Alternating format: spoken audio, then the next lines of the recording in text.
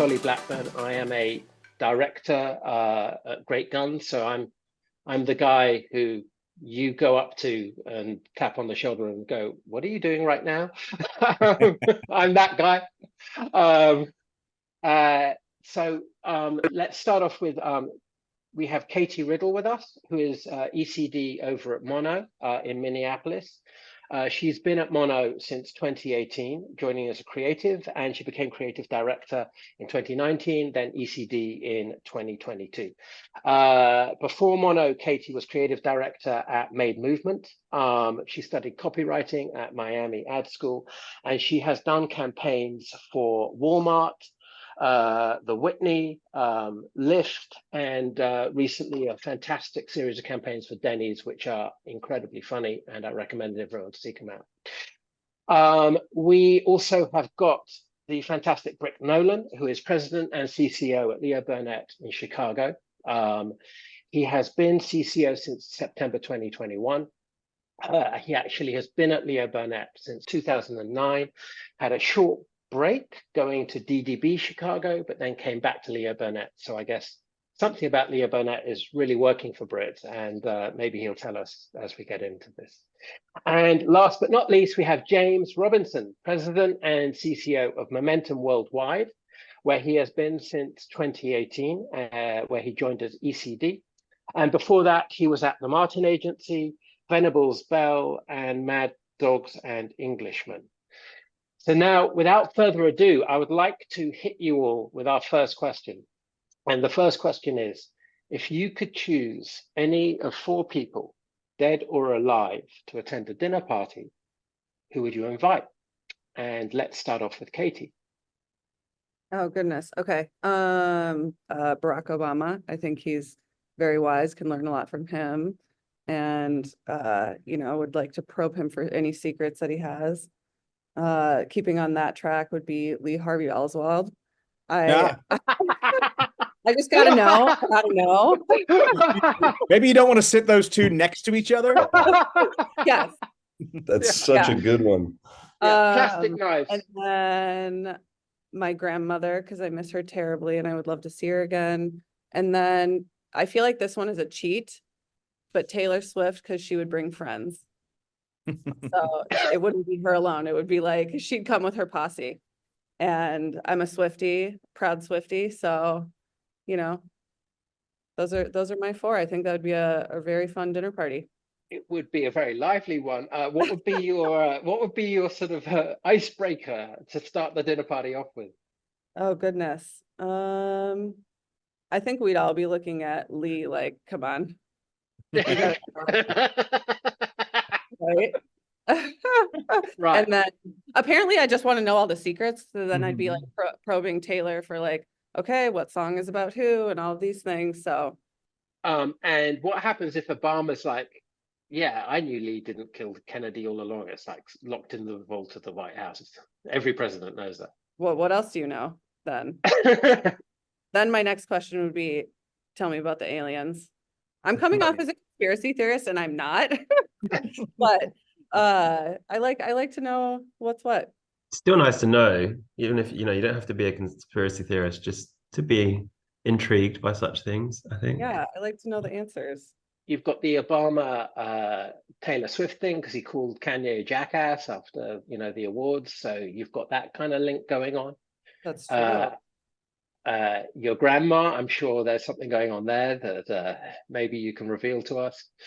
My grandma was not scared to ask any questions, so she would be such a great person to bring to a dinner party because she's like, doesn't care about being awkward, doesn't care about, she would say the uncomfortable thing. Fantastic. That's a great lineup. James, over to you. Wow, that is a tough one to beat. I think I'd have Neil Gaiman, the author, just because I think he's the type of person that you'd want to stay in a conversation with forever, and he can talk about anything. Keith Richards, because I think you just want you want that level of story, and then look, like Abraham Lincoln, I threw in just because if you're gonna go for a U.S. president, you've got Barack Obama, Abraham Lincoln, and like very few others that you want to sit next to. And then the last one is very personal. It's Sir Thomas More, and that's because I'm descended from Sir Thomas More, and he's a saint. And what I'd really like to know from him is how disappointed he is with his family line after he martyred himself for his belief, and then what the rest of us have become. I would just be very curious to see what he feels about a dude in advertising. I would love to see Sir Thomas More, watching your Super Bowl commercial and just the look on his face. Yes. Yeah, a little bit of cultural context would slide by, but yeah, there's a few things in my portfolio I think he'd have some very, very deep-seated And problems then with. after that, I'd love to see you explain to Sir Thomas More what the Super Bowl is. Yeah. Yeah, it'd be amazing. That is that's quite a weighty dinner. There's a lot of storytellers there. Keith Richards is every much a storyteller as Neil Gaiman, and that there's it feels like that one could go on deep into the night. I find the best dinner parties are the ones where I don't have to do a lot of talking. I just have to pass the gravy and just let them. Let's more hang out with Keith Richards. Yeah. Right. That's not what you're not passing gravy with Keith Richards. Yeah. Yeah. Yeah. What would be your ice-breaking, your conversation starter? Oh my goodness. Did you like the play, Mr. Lincoln? Was a good show. All of them, I think what draws me to any of these guys, or like anybody like that I find fascinating, is it's like people who are able to use the power of language to move people, right? And within all of them, there's like they're masters of that craft, and I think that's what I would be most interested in is to, like, again, like what is the power? What are the power of words for you? Where did this come from? Yeah, and all of them are self-taught. That's the other thing that I think is really interesting. Like all of them are self-made, self-educated. Yeah. So I would love to hear, like, Sir Thomas More recite the lyrics to "Sympathy for the Devil," and I would love to hear, Keith Richards doing the Gettysburg Address, and there's a lot of cross. The comparing of notes would be really, really Why do we choose this particular? Yeah, exactly. And also the inspiration, the Holy Spirit, and there's like a fifth of Jack Daniels through a guitar neck, like that kind of like thing there. That's heady. That's very heady. Britt, over to you. I'll go very not heady. Although, first of all, like the idea of having a dead person at dinner is a bit unappetizing. Kind of fair enough. But let's say we brought them back to life. I would go with, first of all, Evel Knievel. I think would be a great one because, like, that dude's got stories and darkness in him. I just think he'd be a fun person to have at a party. I hate that I'm kind of stealing, but I have to say Taylor Swift. I can't. I'm not like, I don't consider myself a Swiftie, but like every time I see her do anything, I'm like, man, I would just love to know her. Like, I just think she's fascinating. I think you are a Swiftie. Come on. Maybe. I mean, aren't we kind of all? We have to be. Yeah, you have to be. It's the law. Right now, if I was hosting it at my house, I would invite Cesar Millan because we just got a puppy, and thank God she's cute. She won't sleep through the night or go into a crate, and it's driving me fucking bonkers. So like, it'd be cool to have Cesar over. And then my last one would be Rod Stewart. Because actually it's a very practical one, because I was once at a party with Rod Stewart and he was very kind, and I think he'd just be a good vibe to have in the room. He's a good guest. I like the fact that you invited one guest purely to put him to work. Yeah. Yeah, yeah. Yeah, and he'd be my icebreaker too. I think if you have Rod Stewart, you don't need to worry about what the icebreaker is. You just, you just kind of let him go. Yeah. I'm interested to know, you said, we've got a Taylor Swift thing going here for very obvious reasons. You said that she's unknowable. What is it that you would like to find out from Taylor? I don't know exactly. I'd just like to see how she is as a human being. Like, I think the burden of that level of fame must be, I think it would drive most people crazy. And she seems to handle it better than anybody else. I mean, the thing you consistently hear about her is that she's so down to earth and she's so cool and she's so approachable. And I don't know. I kind of like, I think the idea of like fame and celebrity is kind of fascinating, right? Like the idea that like some people just have this aura, and I would just love to kind of peek behind that curtain and see what she's really like. And let's assume that Travis Kelce is with her, because He's they're not inseparable. Rolls with a posse. Does he add anything to the conversation, or are you stopping him at the door? Is Cesar stopping him at the door? Well, I don't think he would have gotten a wristband, and so we just wouldn't be able to let him in. The rules are the rules. He can come to mine.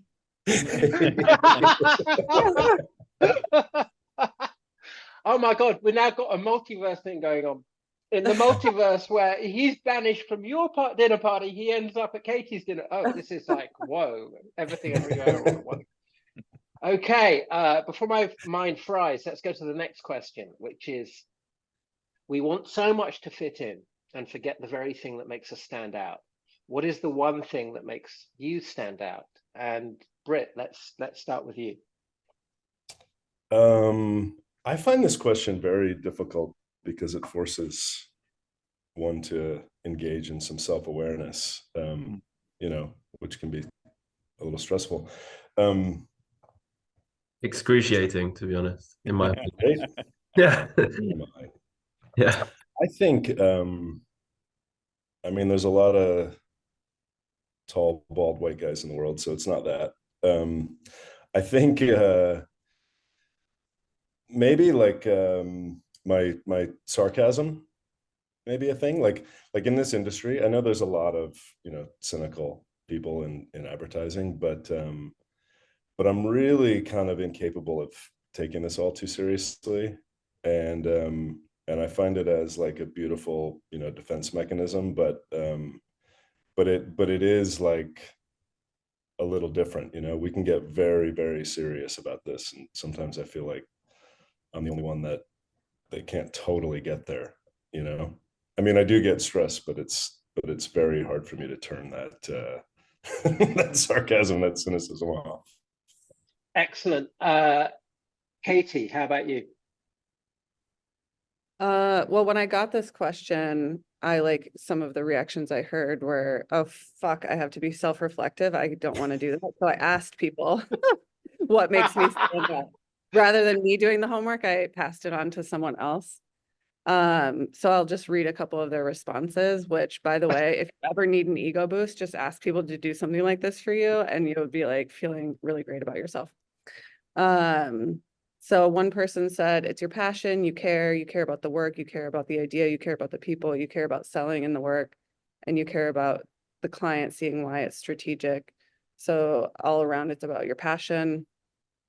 Another person said, your directness is very unique. And while at times it can be a little disarming, it's refreshing and incredibly helpful for getting the work done. So that is something time and time again that I hear, is that I'm incredibly direct, which is especially unique in Minnesota, where people are incredibly passive. So I'm not passive aggressive at all. And then another person said, you're very quick all around, quick-witted, quick to read a room and make an educated decision, quick to fix problems, and quick to move forward. So a couple of different responses, but I would say the directness is the thing that I'm probably the most proud of. And did those correlate with what you thought they might be in your own mind? Or were you like, I'm so passive and I just like hide under a bush? I think I implemented a new value at Mono that I stole from Brené Brown, which is clear as kind. So I'm not all that surprised about the directness comment. Mhm. I think it's the nicest thing we can do for each other is tell each other the truth.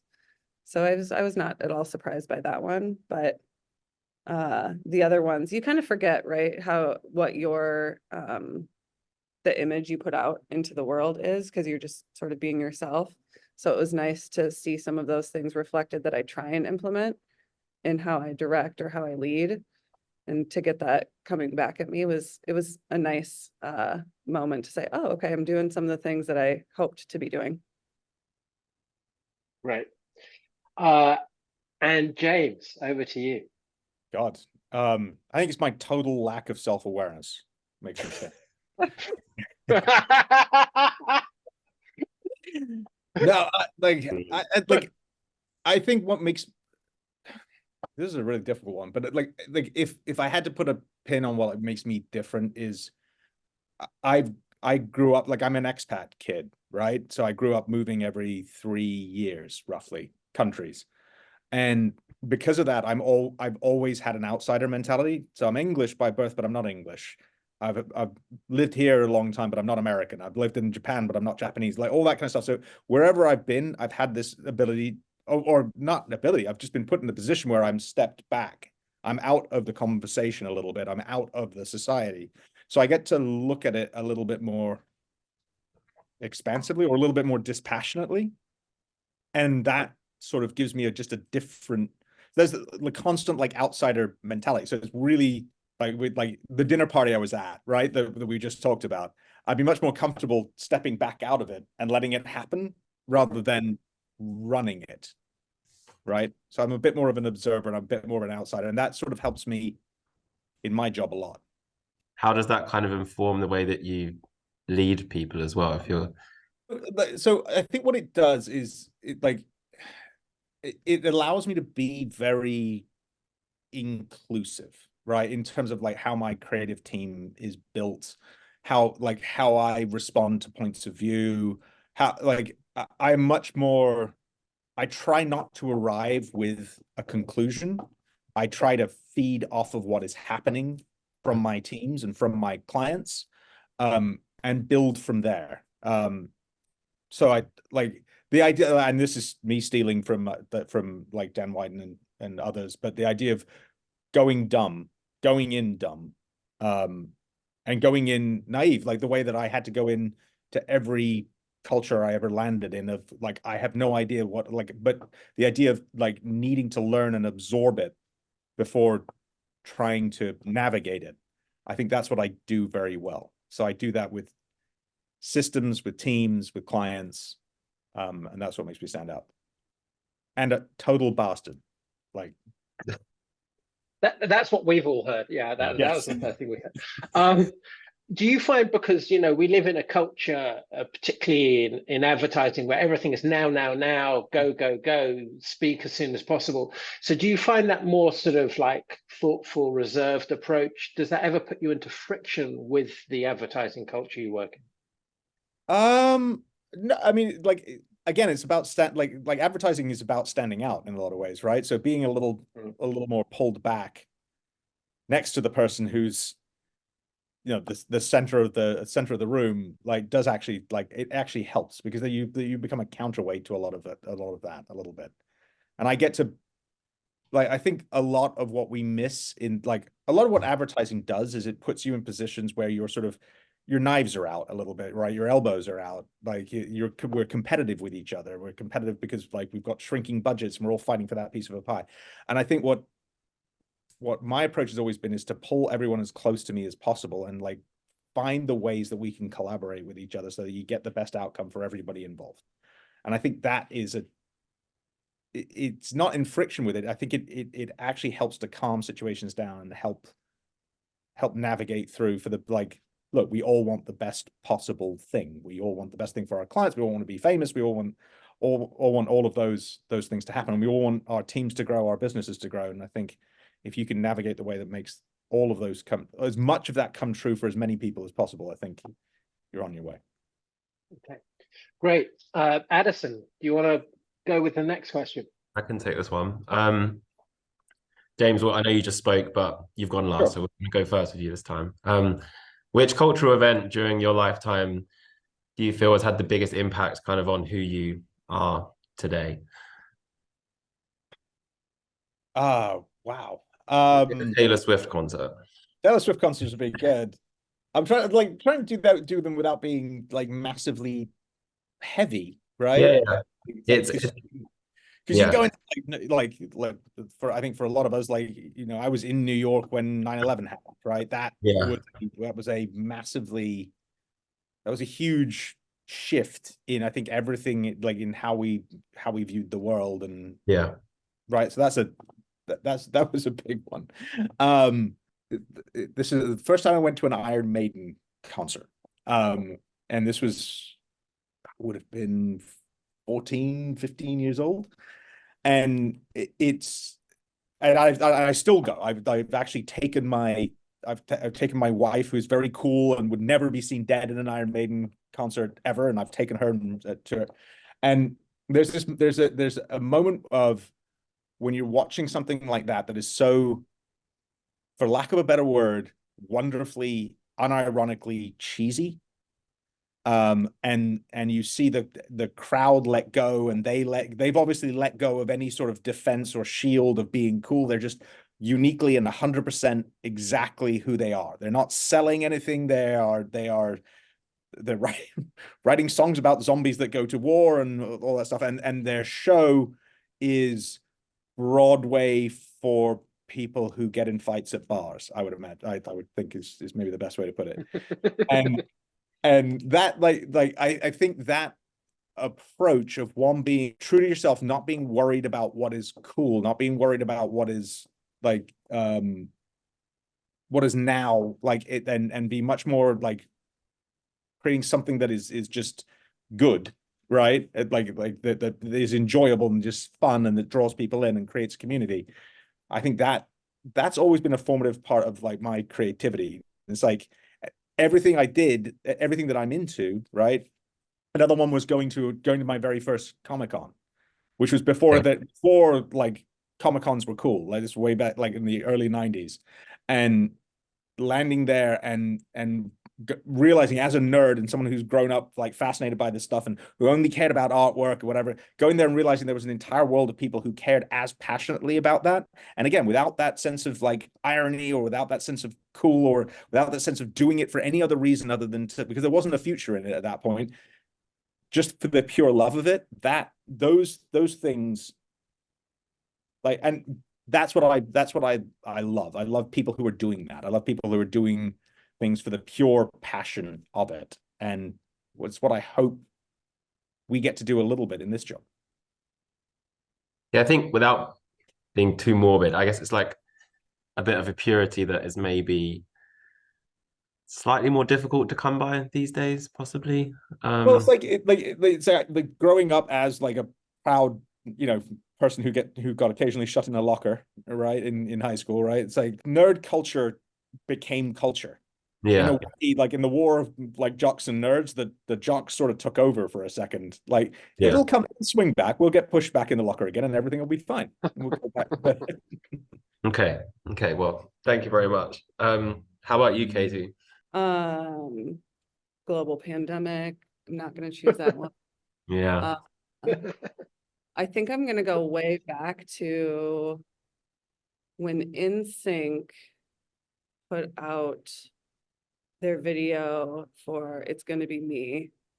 And they did the whole puppets on strings, and they were inside of the Barbie doll containers. You guys are all clearly very familiar with this music video. Absolutely. Yeah. These faces on the screen are telling me. I know. Seminal piece.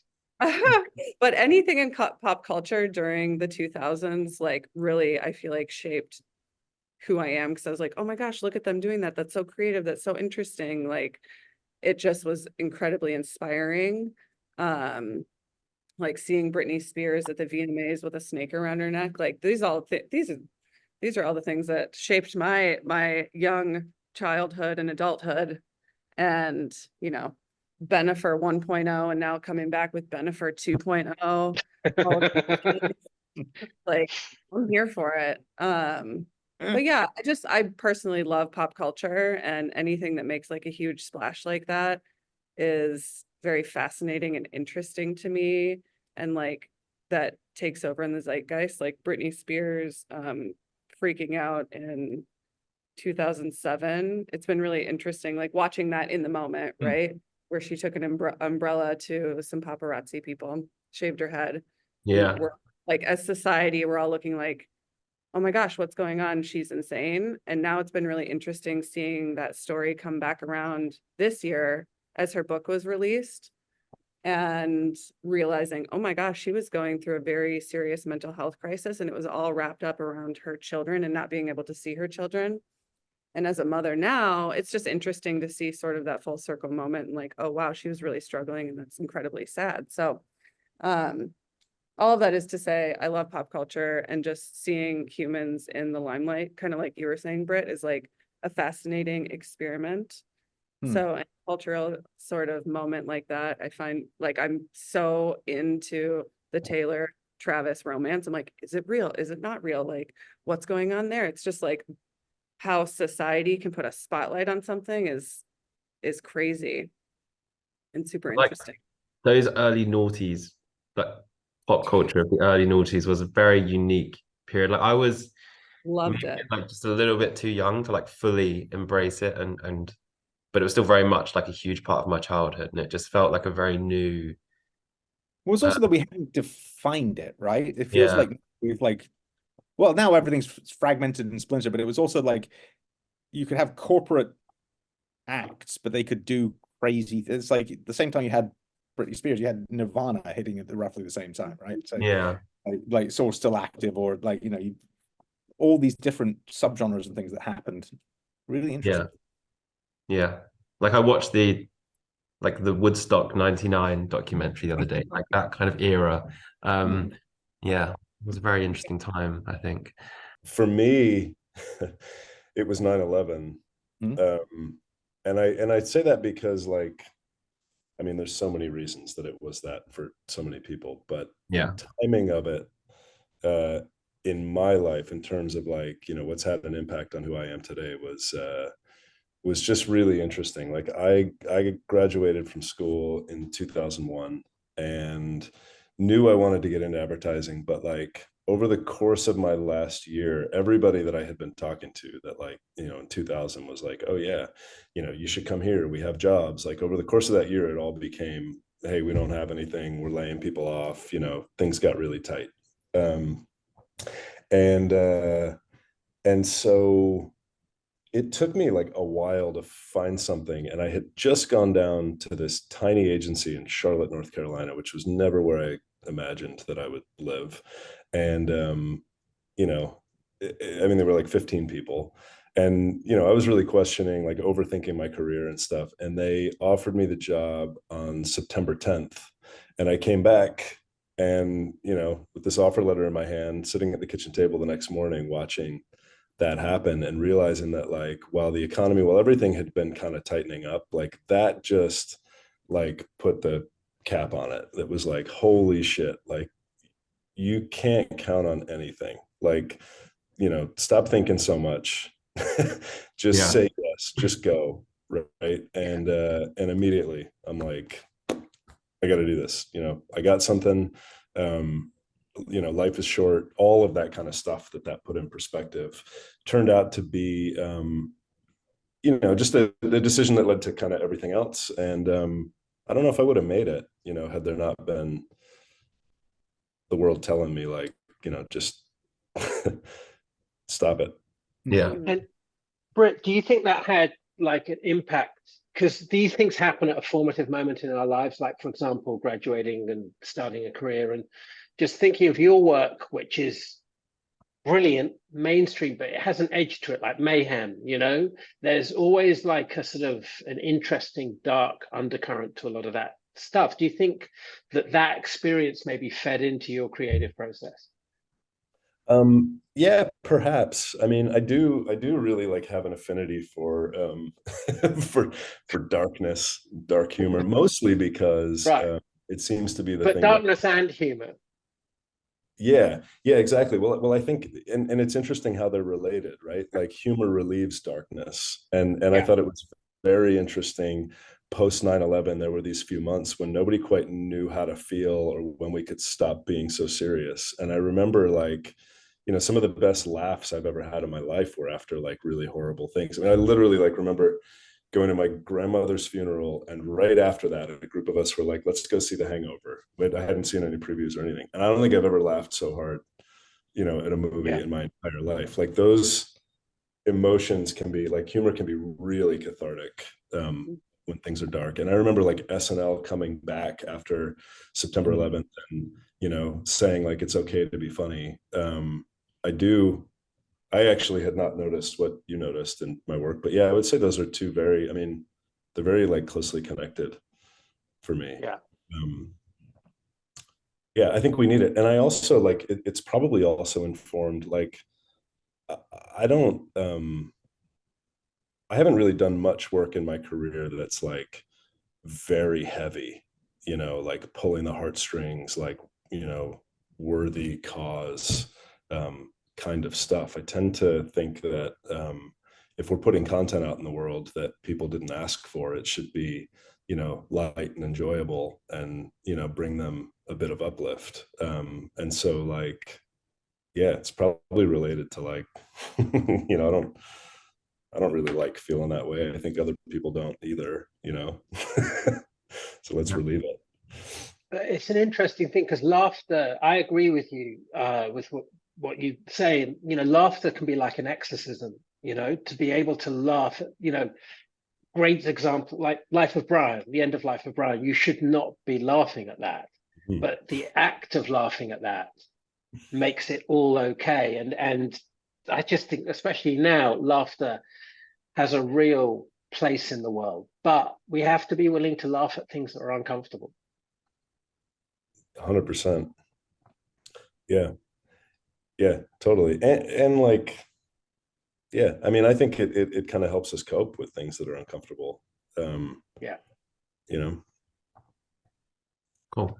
Thank you for sharing. Great. Well, on that, let's have Britt start off with the next question, which is what is a happy accident that played a part in leading you to where you are today? all right, you're gonna experience a theme here of me like climbing up the high dive and needing to be pushed off. I'm gonna say like in a very literal sense, my first kid. Um, I was a very happy accident. I was 19 years old at the time. I had met a girl. We fell completely in love, instantly, and very quickly, within a couple months, she was pregnant, and we decided to just go for it. We've been married for 25 years, and all sorts of great things have come from it. But I don't think I've ever been more scared in my life of that, thing happening and realizing like how much life was changing. Like it just, I mean, a classic like accident. I'm sure a lot of people have experienced that, turned out to be the best thing for me. And just completely like shifted my perspective on everything. So, that one, like, I'm super grateful to her, to my daughter, for showing up without warning, because it turned me from a kid into a viable human being. Awesome. That's a great answer. uh, okay, James, over to you. I'm not topping the arrival of a child, I'll tell you that. But I like, so happy accident for me was like how I got into advertising.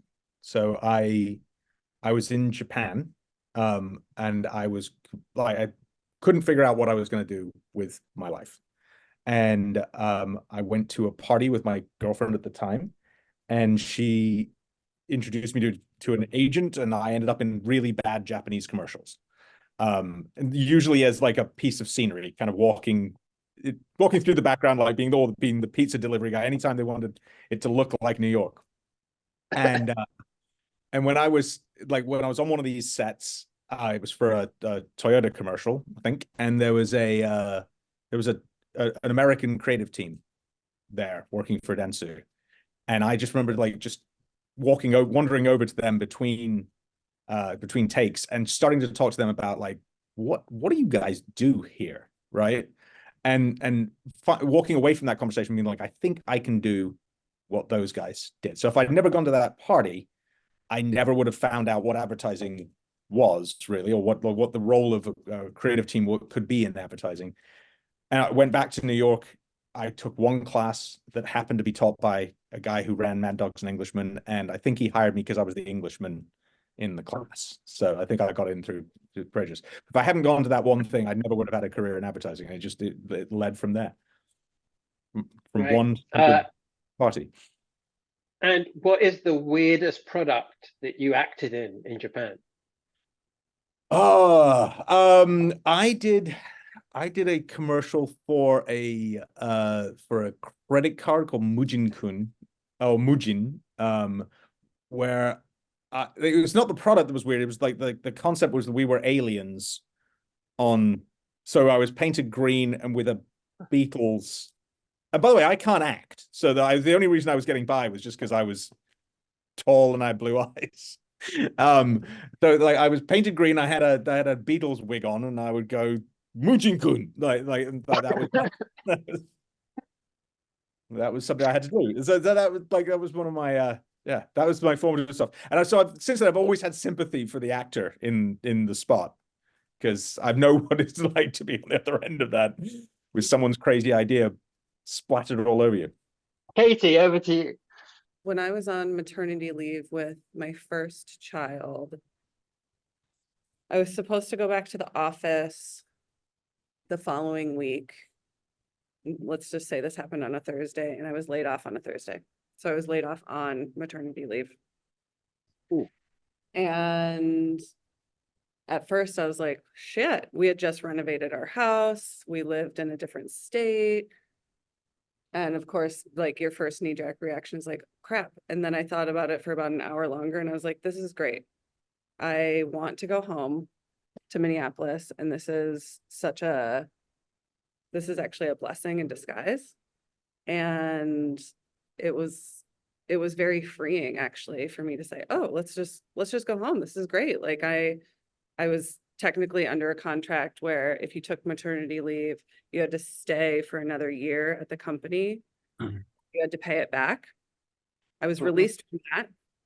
It was like, oh, this is actually amazing. And it led me, the first phone call I made was to Emily Riddle, who's a recruiter at Mono. I knew from Anomaly back in New York, and she had been trying to recruit me to Mono for years.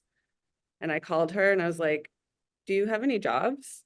And she said, we will make a job. We will figure it out. We will make a for you here because I've wanted you to be here. So that worked out. That was a very happy accident that they were gracious enough to take me. It was the only agency I wanted to work at in Minneapolis was Mono. And I've been here for 5 years and I'm so happy. And it's just been like, yeah, when I look back on that time, I feel like I could have said that was horrible. And instead, I think it was exactly what needed to happen. So not quite an accident per se, but meant to be, I think. Well, I think it does qualify as a happy accident, and a big, it's a big lesson as well. That the famous story of the Buddha, and consider it a blessing. Something terrible happens, but there's always, there's a flip side to that. Like you said, if it hadn't happened, you'd be locked into a place. It's all of those things. Like, it's funny, hearing the story about going to a party too, James, and just meeting people. And then that's how you got into the business. That literally happened to me too. So it's all of these little things throughout your life that sort of lead you to where you are. It's not one happy accident. It's probably many that accumulate over time that you just sort of say, okay, this is where I'm headed now. So if you listen to those signals or choose to believe that those are the ones that take you where you want to go. That brings us to our fifth question, which we'll have you start with, Katie, and that is, what is the best gift you remember receiving as a child, and did it influence you in any way? It sure did. So I would say the best gift I was ever given was from my mother, and it was the love of the outdoors. She would force us to go camping and force us to go hiking. And she was like, you were so awful on these hikes because you were like, when are we going to be done? I hate this. We're just looking at trees. I would complain so much. And I love the outdoors now because of sort of like, nope, we're going to go outside. We're going to go on a bike ride. We're going on a hike. We're going camping. And if she hadn't have done that, I'm not sure I would have such an affinity for the outdoors, which is like a huge part of my life. I love running outside and just being in nature. Is part of the reason we moved to Colorado from New York. So I think that is, and that's like a gift that is a lifelong gift. So it's not one thing, it's just like the appreciation for the wilderness and the planet.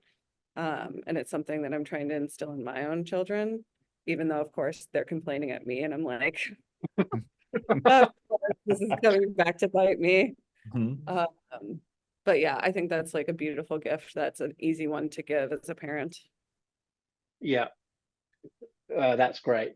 How are your children taking to it out of interest for the great outdoors?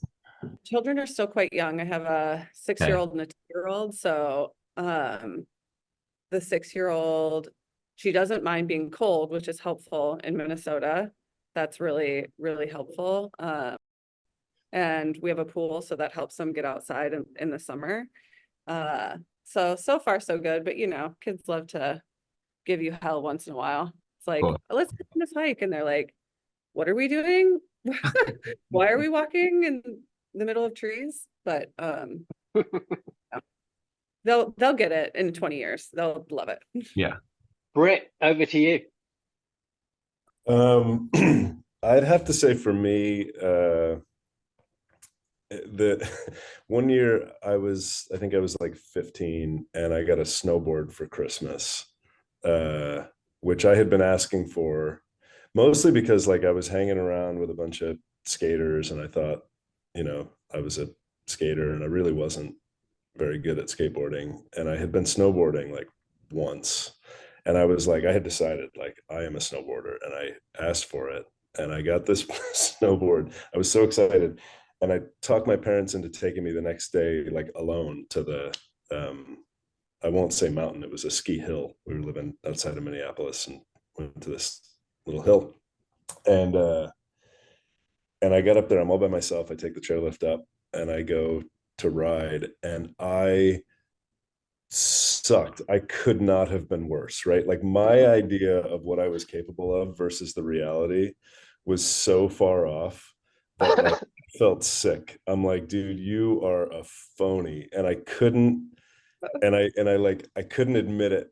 You know what I mean? Like, I know I'm like, my dad's going to come pick me up at the end of the day. And I can't hate this because I committed to it so hard.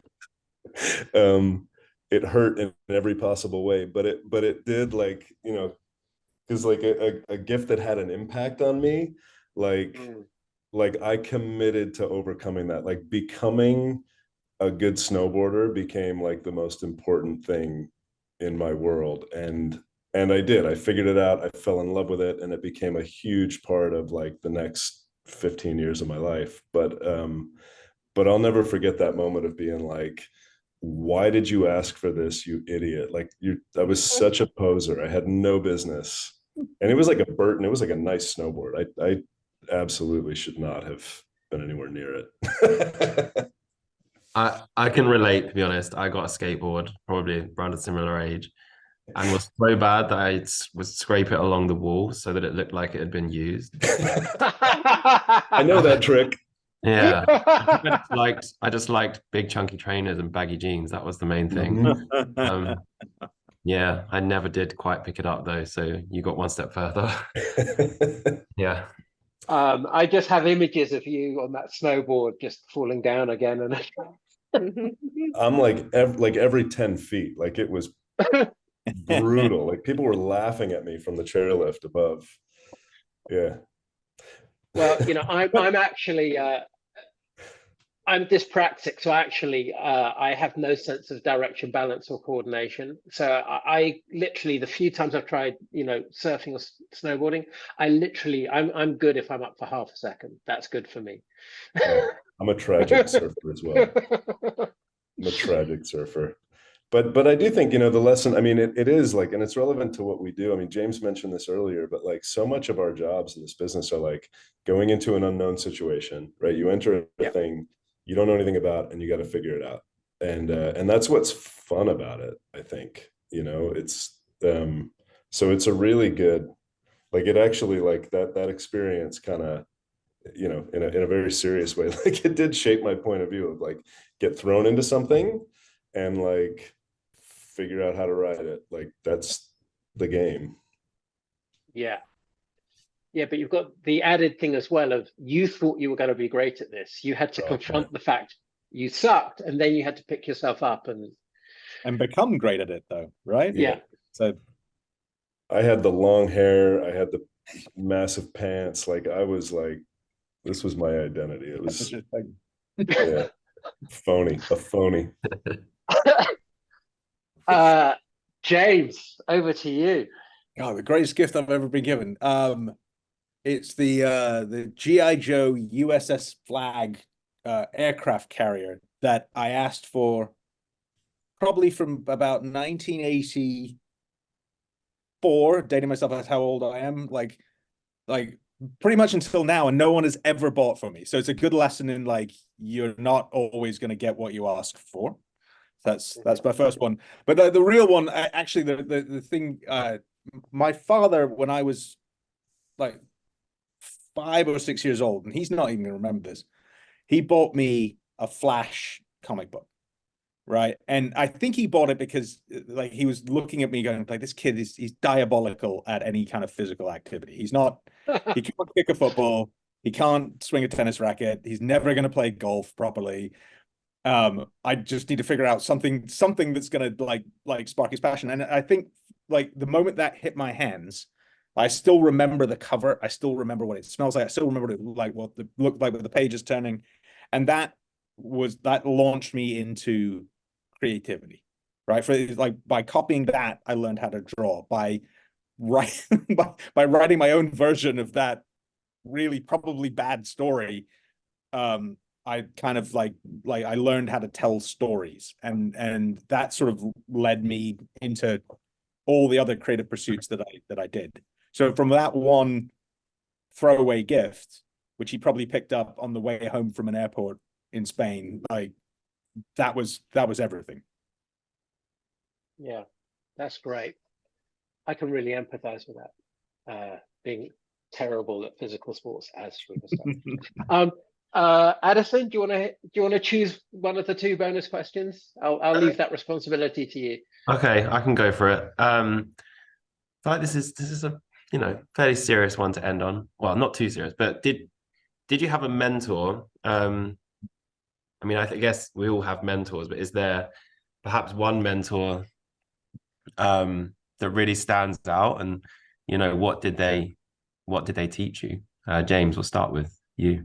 I like there. I mean, there's so many. I think I've been very fortunate to have in every job I took somebody who's massively shaped my point of view. I think the two of the people that most shaped it were Nick Cohen and David Cook at Mad Dogs and Englishmen. And I think Nick, because there was a kindness with which he approached work, not necessarily how he got to work, but the like what he wanted to put out into the world, right? So there was like his direction was often like make it sweeter and a little more fucked up, right? Which is a fantastic sort of way to create advertising, because you want to like you want to create something that's unusual and has an edge to it, but at the same time like it's not putting negativity or cynicism into the world, it's putting optimism into the world. So I loved that. And the other was Dave Cook was very like the opposite end of that spectrum, very much of an edge. But what Dave taught me was, one, never generate too many ideas. There's always going to be another great idea. And he used to do that. He used to demand that you used to come to him with a stack, and he used to sit there going, no, no, no, no, no, funny, no, no, trousers, bollocks, no, funny, no, no. And it was like, but it was this idea, like, you know, if you sat in front of, if you went with 2 ideas, you were dead. But if you went with 100 ideas and each one was better than the last, it's the idea of like, don't settle. Keep pushing. There will always be a solve. There's always a shift. There's always another way that you can look at this problem. And I think that I try to take that to my teams, especially when they're fixating or becoming discouraged. It's like, and it won't always be your creative director. It'll be your client, or it'll be the budget, or it'll be something you didn't see coming, or it'll be something that's happening on set, or it'll be something that's like, well, I'm in experiential. It'll be a build that's falling over. There's always a solve. There's always a shift. There's creativity is always your way out. You can always fight your way out of the corner. And that's what they both taught me, really. Okay. I'm also stealing the make it sweeter but a little bit more fucked up. It's a great line. And can probably be applied to many facets. Yeah, you can do that. You can just, that can get you out of any creative direction. Probably. Yeah. Sweeter and more fucked up, please. Yeah. How about you, Katie? I would have to agree with James. Like everywhere I've been, there's been someone who I greatly admire and who's taught me a lot. Like my first job, I was so lucky. Menno Clune was the ECD at the time, and he had so many amazing insights. I think the biggest thing he taught me was he would always say, win on the client's terms. It took me a while to figure it out because that was my first job. But what he meant by that, and I think I still apply it today, is the client's going to give you a brief. They're going to give you a box to play in. Play inside the box. Follow the rules. Do what they want, but do it in a way that's going to satisfy you creatively. But if you stay in the box, they're going to have nothing to argue with. It was like, oh, wow, that's really incredibly smart. Like, don't fight the client. Do what they want in the most amazing, creative way possible. So that was one thing that was huge that I learned from him. And then Tor Miran at Gray was like, I still look up to him because he was able to come into an agency that was kind of a dinosaur shop, right? He came into Gray at a time when it was like nobody wanted to be there, and he completely turned it around. And he changed the culture. He changed everything about it. Which was incredible to watch and to witness. And then when I was at Made, Dave Schiff, if you guys are familiar with his work, he is incredible. And he helped me craft my writing style. And he's so prolific as a writer and was just such an incredible mentor when it came to ideas and strategy and just having fun in the work. Like always having, like, if you're not sort of entertaining yourself, what are we doing here?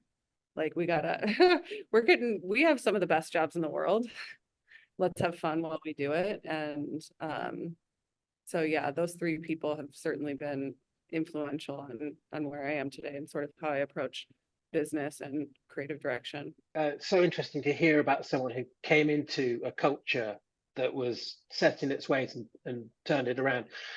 What were the sort of techniques, or what were the things that you observed that he, you know, that made him successful at doing that?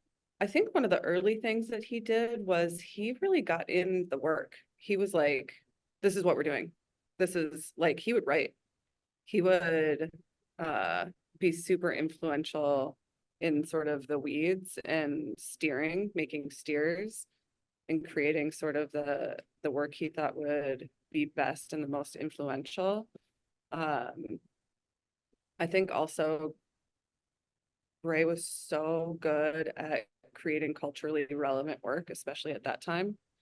So I always appreciated that. It was like, it's not just about the work, but like, how does it live and breathe in culture? I think the work they were doing for NFL at the time was like some of the best work that it was just fun, it was exciting, it was different. So it was always pushing to be like, cool, it's good, make it a little bit better, or make it more culturally relevant.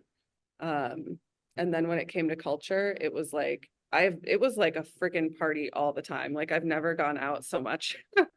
Thank God I had no responsibilities at the time because it was like going out 4 nights a week. And I was like, how is the CCO and the president going out so much? Like it was like, all of your friends were wrapped up in the agency. It was, you worked so hard, so late into the night, and it was like, all right, now we go out. And then you did it again the next day. And it was really like almost a cult-like mentality was created in a good way, in a positive way, that it was like, we're doing something really different. You were just excited to be there. Like so I look at sort of that example and I'm like, okay, how do I replicate something like that in creating a culture? Because I think culture can feed the work that you do, and can just like, the more people want to be around each other and make cool things and talk and interact, that is like, I've seen that work in the past, and that's something I'm striving to do here. How about you, Britt? Yeah, it's kind of a hard question for me because I don't feel like I've ever had like a formal mentoring relationship, in the sense that like either of us would have recognized it as such at the time. But more like collecting bits and pieces from people. I will say, like, as a side note, that you know, just in talking about Tor, like one of the things that I'm really grateful for, and that one of the things I love about this industry is like, if you do some great work, like doors open for you. And I've had the opportunity, I've always kind of been interested in reaching out to people that I really admire and just, you know, getting their opinion. And Tor was one of them a few years ago when he was at Gray, that I kind of reached out to out of the blue. And I think he had just judged a show where some of my stuff did well, which was, you know, maybe why he was willing to make a minute to talk to me. But I had an opportunity to sit him down and just ask, like, how did you do it? I mean, like the Gray story was amazing. And in like a 15-minute conversation, like he gave me a few nuggets, which reflect exactly what you're saying. One of his things was like, get the culture right and the work will follow. But I just like these bits of wisdom, like you can have like a quick conversation that really shapes you. I actually, when I got promoted to chief creative officer at Leo Burnett, I called him out of the blue again. He was like boarding a plane and like took the call and was like, all right, here's like 3 things to remember. Cause I'm like, what do you do? What's a CCO do? And like, we never worked together. We don't have any sort of relationship, but he was cool enough to just like, you know, give me a little bit of wisdom, which I found really helpful. I would say, like, if I had to name someone who really stands out as a mentor that really shaped me, I'd have to talk about Mark Tutzel, who, you know, like had such a style of creative leadership that was like purely optimistic. You know, so much of, I remember when I was first getting into this business, like people would almost wear like their, what do I call it? Maybe not meanness, but like toughness as a badge. You know, it was like, even like calls for entry posters for award shows were like, can you take it? Like, you know, it was always like, you'd go to a review and show someone your book and you kind of expected them to rip you up. It was like, you know, it was supposed to be really brutal and harsh. And Mark had this way of having really high standards, but in a way that was like, where he totally kept it positive. Like, you'd show Mark a stack of ideas, and instead of saying, here's why these ones don't work, he'd grab one and he'd be like, this is your thing. And he'd just start like building on it. And then he would like spam you with poetry. Like, he'd just start writing about it and sending you images. And he often, you know, when I'd be dealing with all sorts of, you know, stressful things, you got a million things going on, Mark could always like cut through it. He didn't engage in any of the bullshit or the negativity or politics or anything bad. It was like, I love this idea. This is what I love about it. Let's make it amazing. And it was always, I felt like, you know, sharing work with him or getting excited about something was always so refreshing. You know, it almost felt like he existed to remind me of that part of you that, you know, is the reason you got into this, that can really get like clouded in noise. and I can't say that I always do that, but I found that style of creative directing to be really different and really effective. You know, to where over time, like, he builds up this relationship where you're going into a pitch, and instead of telling you how important it is, he'll be like, I'm proud of you. You have the work, just celebrate it. And you'd be like, oh shit. You know, like, somehow, like, pure positivity can put the weight of the world on you. And that really, like, you know, is something that I aspire to.